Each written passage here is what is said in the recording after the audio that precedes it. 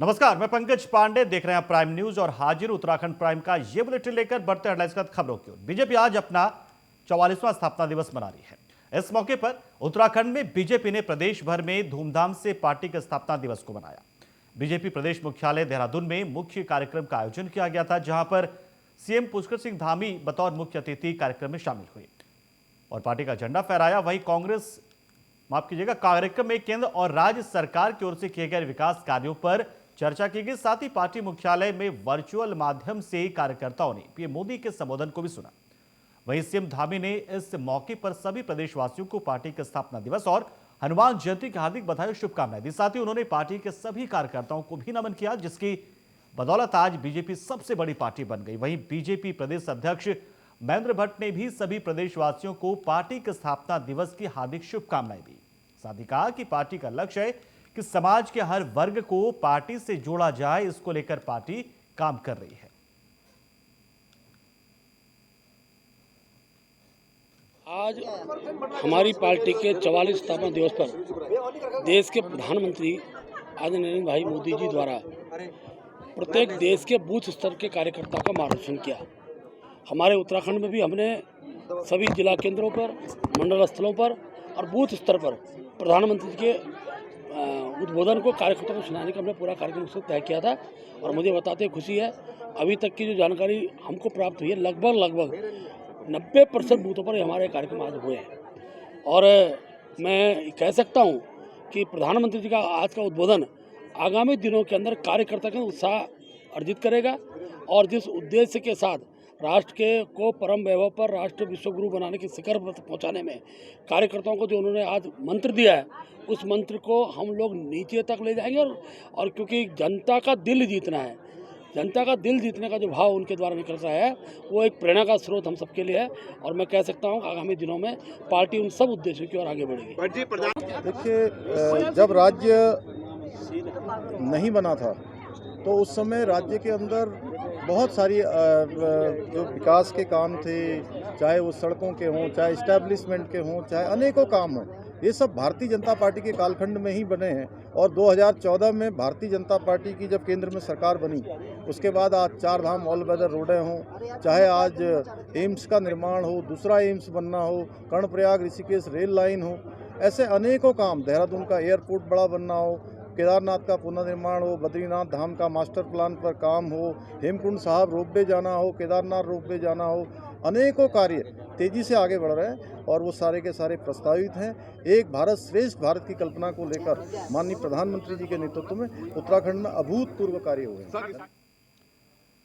इधर मसूरी में भी बीजेपी के कार्यकर्ताओं ने बीजेपी का स्थापना दिवस धूमधाम से मनाया। इस मौके पर मसूरी बीजेपी मंडल ने बीजेपी के सभी दिवंगत नेता और कार्यकर्ताओं के घर पर जाकर दिवंगत नेताओं के परिवारजनों को शॉल और फूलमाला पहनाकर सम्मानित किया। वहीं उनके घरों में बीजेपी झंडा भी फहराया गया।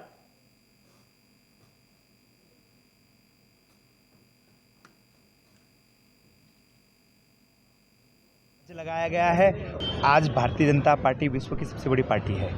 उस पार्टी को वहां तक पहुंचने के लिए बहुत सारे लोगों ने बलिदान त्याग दिया है। उसी में जो हमारे पूर्व मंडल अध्यक्ष रहे हैं, पूर्व नॉमिनेटेड सभासद रहे हैं या पूर्व वरिष्ठ कार्यकर्ता रहे हैं, जितने भी भारतीय जनता पार्टी की पूरी टीम को कई भागों में बांटकर उनके परिवार में उनको सम्मानित किया गया है। उनके घर पे भारतीय जनता पार्टी का ध्वज लगाया गया है। और जो आज ये मान लीजिए कि व्यक्तिगत रूप से भारतीय जनता पार्टी से कुछ समय के लिए दूर हो गए थे, वो परिवार आपने देखी हुई कई जगह से भावनात्मक तस्वीरें भी आई। तो बीजेपी का 44वां स्थापना दिवस मनाया गया बहुत ही धूमधाम के साथ में। सभी कार्यकर्ता एकजुट हुए, इकट्ठा हुए और इस दौरान उन कार्यकर्ता और नेताओं के घर पर मौजूदा कार्यकर्ता और पदाधिकारी पहुंचे जो बीजेपी से जुड़े थे और फिलहाल अब वो उनके साथ नहीं, यानी कि उनका निधन हो चुका है। तो उनके घर पर पहुंचकर उन्हें सम्मानित किया गया, क्योंकि हर एक कार्यकर्ता, हर एक नेता ने पार्टी को इस मुकाम तक पहुंचाया, तो सबकी भागीदारी इसमें है। और ऐसे ही कार्यकर्ताओं और नेताओं को याद किया गया। इस मौके पर उनके परिजनों को सम्मानित किया गया।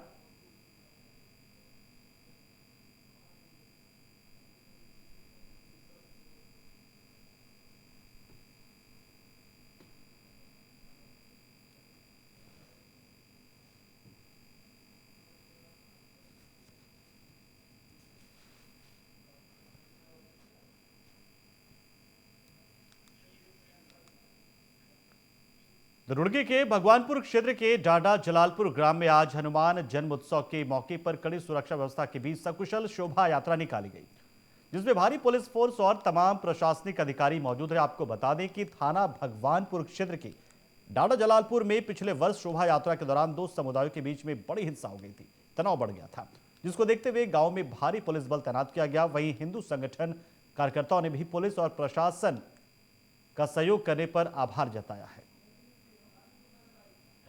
देखिए, अभी हनुमान जयंती पर शोभा यात्रा लगभग संपन्न होने का अवसर है और जो यहाँ के प्रशासन और पुलिस के अधिकारी तैनात थे, उन्होंने विधि व्यवस्था की कोई भी स्थिति उत्पन्न होने की सभी आशंकाओं को निवारित करते हुए सकुशल संपन्न कराने में अपना बेहतर योगदान दिया है। अन्य स्थानों पर भी जो शोभा यात्राएँ चल रही थी, उनमें से कुछ संपन्न हो चुकी हैं सकुशल और कुछ अभी प्रचलित है, जिनको सकुशल संपन्न कराने हेतु प्रशासन और पुलिस की टीमें प्रतिबद्ध हैं। देखिए, अभी तो हनुमान जन्मोत्सव पर शोभा यात्रा निकाली गई। जन्मोत्सव पर और धूमधाम के साथ शोभा यात्रा निकालने के दौरान सुरक्षा व्यवस्था कड़ी रखी गई थी और इसके बाद सभी कुछ शांतिपूर्वक निकला और जो विवाद आमतौर पर बन जाता है वो विवाद नहीं हुआ। ये अपने आप में बड़ी बात थी, क्योंकि आए दिन इस तरह की चीज़ें देखने को मिल रही हैं। जब पत्थरबाजी हो जाती है, हिंसा भड़क जाती है, सवाल ये बना रहता है हमेशा कि क्या सब कुछ सही तरीके से शांतिपूर्ण तरीके से निकलेगा। तो ये बड़ी चुनौती रहती है पुलिस प्रशासन के, लेकिन यहाँ पर पुलिस प्रशासन ने सब कुछ शांतिपूर्वक संपन्न करवाया।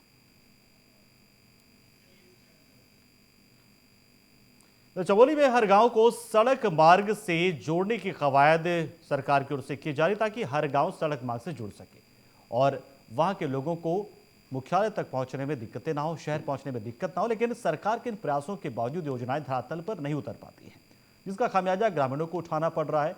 वहीं चमोली जिले के विकास खंड नारायण बगड़ क्षेत्र में गांव कफोली मल्ला मोटर मार्ग पर साफ दिखाई देता है, जो कि नलगांव से बमियाला तक निर्माणाधीन है।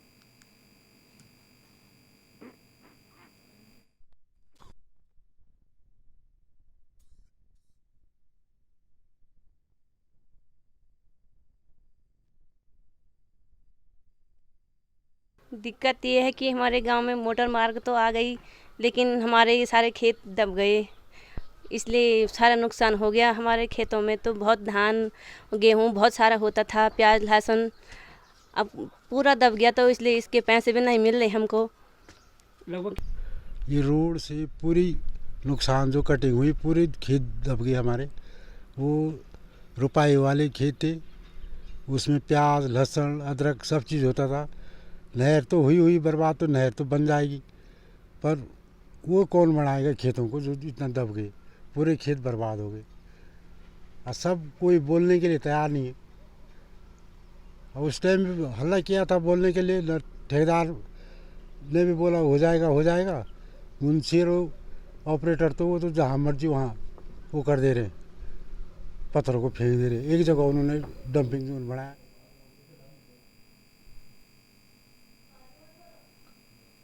तो मोटर मार्ग के कारण जहां एक और ग्रामीणों की कई नाली सिंचित भूमि डंपिंग जोन के अभाव में रोड के मलबे में दब गई, वहीं ग्रामीणों की कई नाली और भूमि क्षतिग्रस्त भी हो गई, जिसे लेकर ग्रामीणों में भारी रोष भी है। तो एक खामियाजा आप ये भी देखिए, ये सड़कें तो बन रही हैं, लेकिन निर्माण कार्य में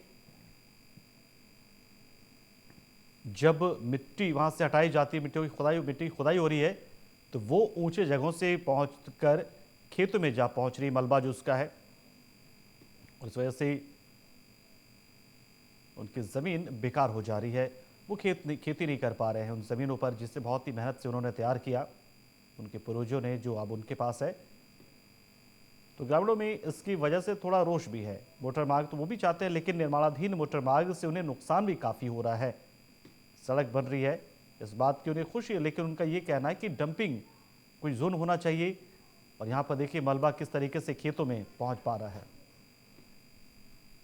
आईआईटी रुड़की के 22वां दीक्षांत समारोह में बड़ी धूमधाम के साथ इसे मनाया गया। इस दौरान आईआईटी के डिग्री प्राप्त करने वाले छात्र छात्राओं में भारी उत्साह देखने को मिला। सुबह सवेरे से ही आईआईटी के गेट पर दीक्षांत समारोह को लेकर सुरक्षा बढ़ा दी गई थी।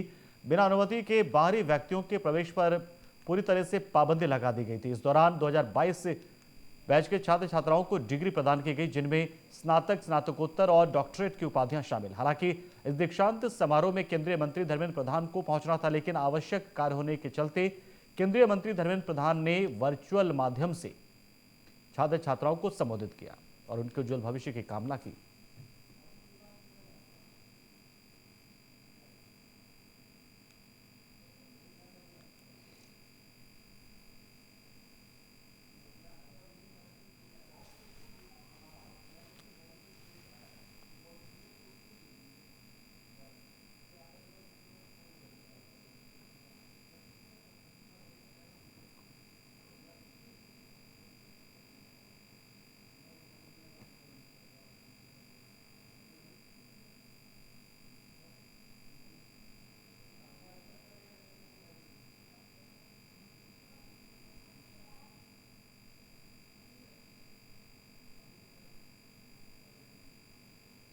तो आईआईटी रुड़की का 22वां ये कन्वोकेशन था। इसमें धर्मेंद्र प्रधान को शामिल होना था, लेकिन वो कतिपय कारणों की वजह से यहाँ नहीं पहुँच पाए, लेकिन उन्होंने वर्चुअल माध्यम से छात्रों को संबोधित किया।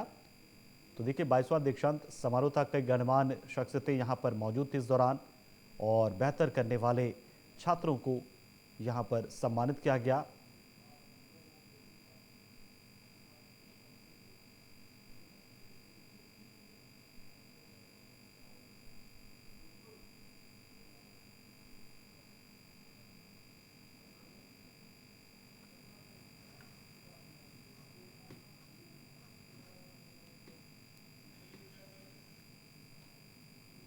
बीजेपी ने थराली में पार्टी का 44वां स्थापना दिवस बहुत ही धूमधाम के साथ मनाया। देवराड़ा के अपर बाजार थराली बूथ पर जिला महामंत्री राकेश जोशी के नेतृत्व में बीजेपी का स्थापना दिवस मनाया गया। राकेश जोशी ने कहा कि हमने अपर बाजार थराली बूथ पर अपने कार्यकर्ताओं की एक गोष्ठी की और अपनी विचारधारा और सिद्धांत की बदौलत आज विश्व की सबसे बड़ी राजनीतिक पार्टी बनी हुई है।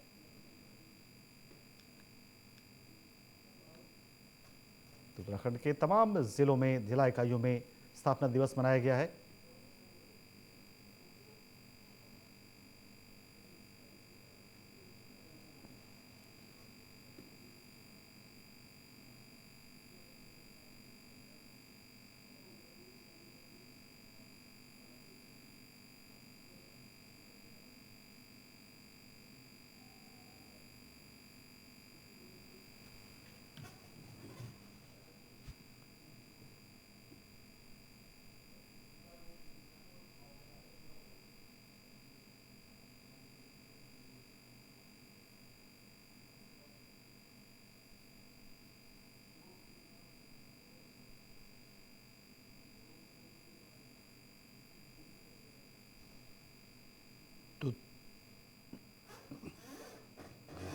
तो 2 सीटों से 303 सीट का सफर करने वाली बीजेपी आज एक बहुत ही मजबूत स्थिति में है। फिलहाल चमोली के नंदप्रयाग घाट सड़क मार्ग पर बनी दुकानों में आग लग गई। आग लगने से वहां रखा सामान जलकर राख हो गया। आग लगने के कारणों का अभी तक पता नहीं चल पाया है। गोपेश्वर से फायर सर्विस का वाहन मौके पर पहुंचा और आग पर काबू पा लिया गया।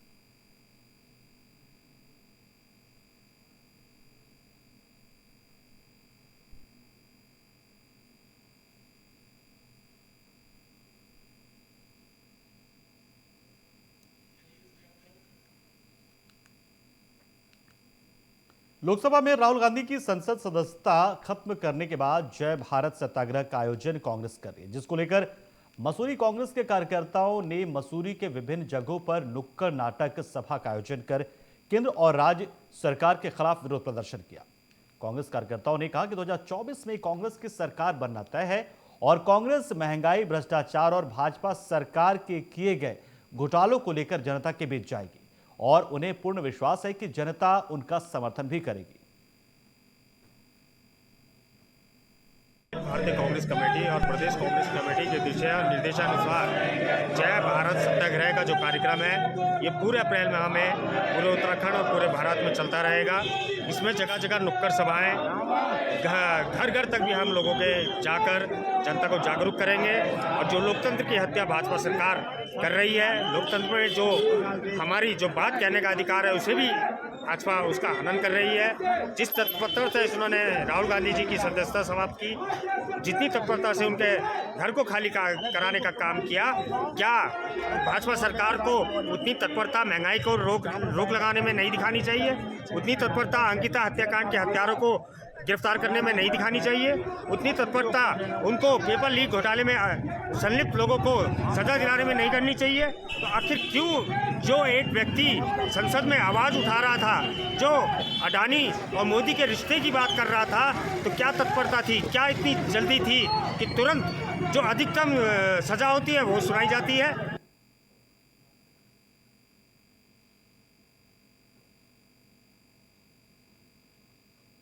2024 में कांग्रेस की सरकार बनना तय, ये कांग्रेस के कार्यकर्ताओं का दावा है और इसी कड़ी में मसूरी में भी कांग्रेस ने बीजेपी के खिलाफ हल्ला बोला है। कांग्रेस भारत सत्याग्रह का आयोजन कर रही है और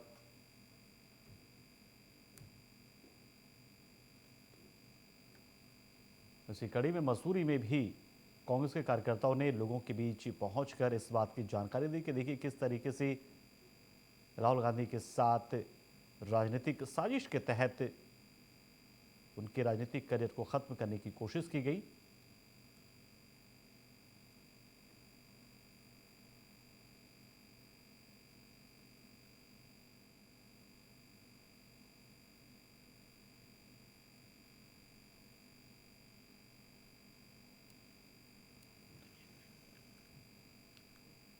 और भगवान बद्री विशाल के कपाट खुलने से पूर्व जोशीमठ प्रखंड के कल्प घाटी उर्गम में धार्मिक परंपराओं के तहत भगवती गौरा की कैलाश विदाई के बाद आज गरुड़ छाड़ चोपता मेला संपन्न हो गया।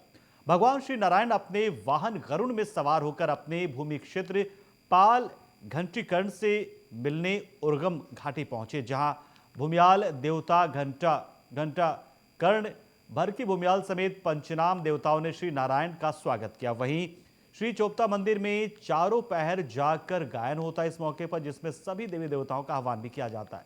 जहां घंटा कर्ण अपने आराध्य नारायण की अगवानी करते हैं। यहाँ एक वर्ष गरुड़ छाड़ तो एक वर्ष नंदवा स्वनूल का मेला होता है।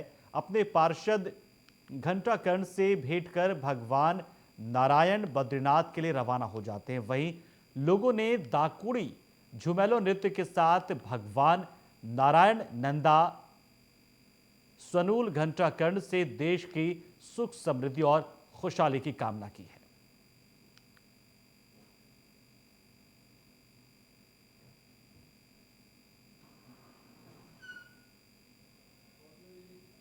दुर्गम घाटी पहुंचे भगवान नारायण और यह उनकी अगवानी की जाती है और बाकी तमाम देवी देवता उनको आगे बढ़कर आह्वान करते हैं। हनुमान जन्मोत्सव के मौके पर डोईवाला में भनियावाला प्राचीन शिव मंदिर में यात्रा शुरू, यानी कि शोभा यात्रा। हनुमान जी की शोभा यात्रा जौली ग्रांट होते हुए अटूर वाला विस्थापित क्षेत्र में गणपति गार्डन में आकर संपन्न हुई। शोभा यात्रा में भगवान राम, सीता, लक्ष्मण के साथ ही हनुमान जी की झांकी आकर्षण का केंद्र बनी हुई थी। तो वहीं नासिक का बैंड इस शोभा यात्रा को और अधिक भव्य बनाए हुए था। शोभा यात्रा को देखते हुए पुलिस ने सुरक्षा व्यवस्था को चाक चौबंद कर रखा था। वहीं शोभा यात्रा का आयोजन हनुमान चालीसा संगठन की ओर से किया गया। आयोजन समिति से जुड़े संगठन के संरक्षक सुखदेव चौहान और दिनेश अजवान ने कहा कि हर साल की तरह इस बार भी सभी भक्तों के सहयोग से भव्य और आकर्षक झांकी और बैंड बाजों के साथ हनुमान जी का जन्मदिन मनाया गया। हर साल की भांति इस बार भी हनुमान चालीसा संगठन, विश्व हिंदू परिषद, भारतीय जनता पार्टी और सभी दलों ने, सभी हिंदुत्वों ने इसमें मिलजुल के बहुत हिस्सा लिया और बहुत बढ़ चढ़ के भाग लिया। और हमें आज बहुत खुशी है। आज सभी जगह के लोगों से हमें पूरी वो थी कि हर जगह जगह से लोग आएंगे और वही हमारी उम्मीदें पूरी खरी उतरी है। शोभा यात्रा में हमारी हनुमान जी की जो है, श्री राम जी की है और लक्ष्मण जी की है। हर वर्ष की तरह इस बार भी हनुमान चालीसा संगठन द्वारा हनुमान जन्मोत्सव मनाया जा रहा है। और खबर हल्द्वानी से, जहां पर बालाजी मंदिर समिति रूपनगर के तत्वाधान में श्री हनुमान जन्मोत्सव बड़ी धूमधाम के साथ मनाया गया। इस दौरान भगवान गणेश जी की 15 फुट की प्रतिमा के साथ खूब रिझाया गया है और भगवान राम, माता सीता, लक्ष्मण और हनुमान जी के भक्तों के साथ जमकर झूमे। राधा और कृष्ण की भक्तों के रंग से मिलकर यात्रा में मौजूद भक्तों के साथ जमकर नाचे। बालाजी महाराज के दरबार के साथ ही भव्य शोभा यात्रा निकाली गई तो भक्तों के लिए आकर्षण का केंद्र भी रही। तो अलग अलग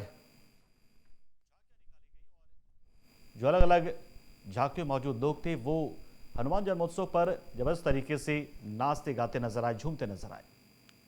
महासभा के द्वारा हल्द्वानी में जो ये बालाजी की शोभा यात्रा निकल रही है, इसके लिए हम लोग सारी कायस्थ सभा की फैमिली, जो हमारी बिरादरी है पूरी, यहाँ खड़े होकर हम लोग पुष्प वर्षा कर रहे हैं, फल बांट रहे हैं और पानी भी दे रहे हैं। और कल हमारे चित्रकूट और उत्तराखंड प्राइम के इस बुलेटिन में इतना ही, लेकिन खबरों का सिलसिला प्राइम न्यूज पर लगातार जारी, तो आप बने रहिए हमारे साथ, देख रहे प्राइम न्यूज।